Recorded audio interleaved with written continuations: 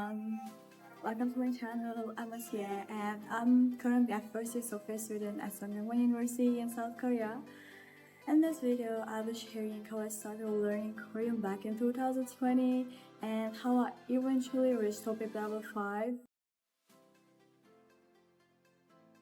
First of all, I want to talk about why I started learning Korean. And I think if you're starting learning a new language, you should know the reason of this.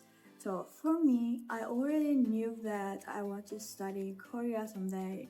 So I started learning Korean seriously in 2020. Back then, I had no idea how to learn a language properly, so I was just trying everything I could. But over time, I found what works for me. So in this video, I'll walk you through my journey and give real advice based on that. So I hope you enjoy and get help from this video. I think the first and most important step is learning Hangul.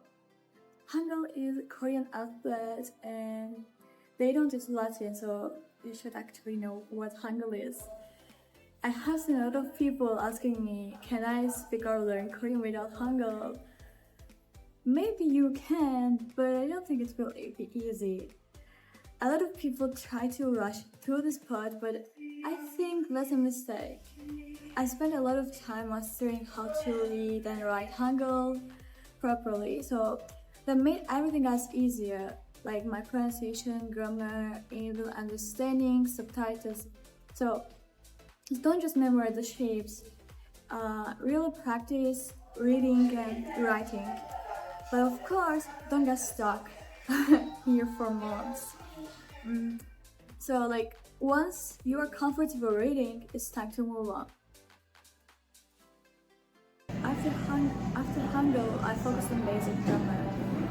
Since Turkish and Korean have similar sentence structures, I found it really helpful to compare the two. Every time I looked at new structure in Korean, I would ask myself, is this like something in Turkish?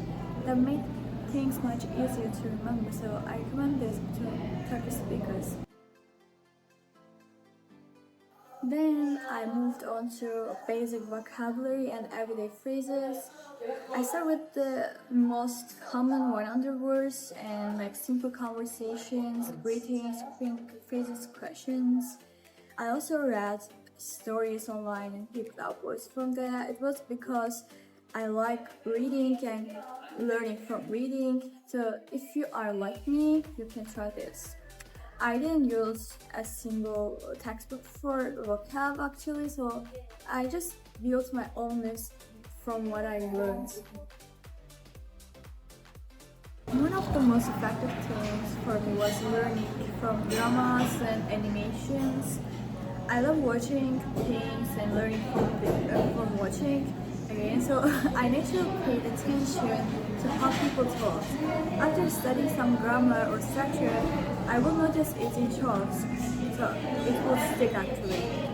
Eventually, I started watching them with Korean subtitles instead of English or Turkish, and there was a game changer. You hear and read same thing at once. I also used flashcards with Quizlet. I would make cards with new words and grammar patterns and review them on the bus or during breaks. I listened to podcasts like Talk to Me in Korean and Korean Class 101 since I really love listening to podcasts. So it's really helped me with both grammar and my listening. If I had to recommend you books, I would definitely recommend you Korean Grammar in Use for Grammar and Sejong Hakdang materials. I will put the link of the Sejong Hakdang website on the description so you can look at this.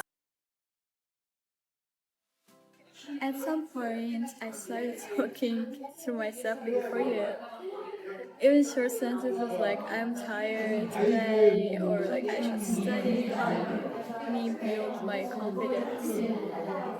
Also in Turkey, I had a few Korean friends online, so I practiced with them when I could. Also, like, I have seen people making friends, Korean friends, online with friendship applications. You can try this. I didn't do that since I don't trust these applications, but you can also do that. So it's up to you. And since I came to Korea, being surrounded by the language helped me much more. Real conversations forced me to improve.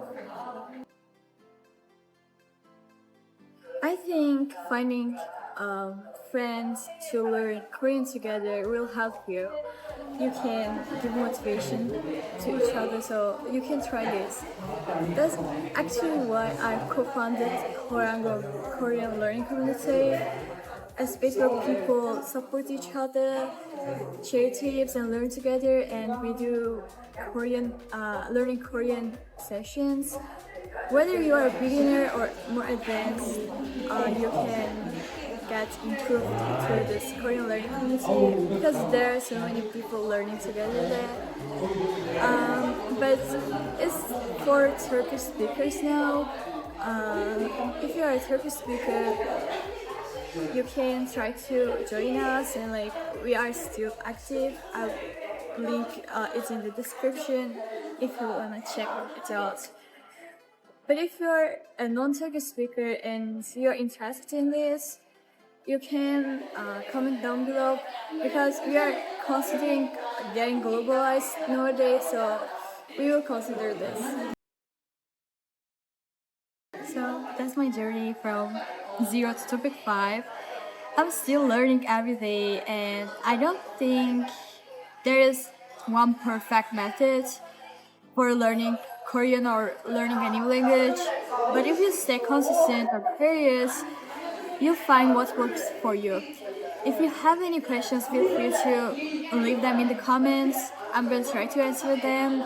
And if this video helped you even a little, please consider liking, commenting, and subscribing, or sharing it with someone who is learning too. Thanks for watching and fighting. See you in the next video.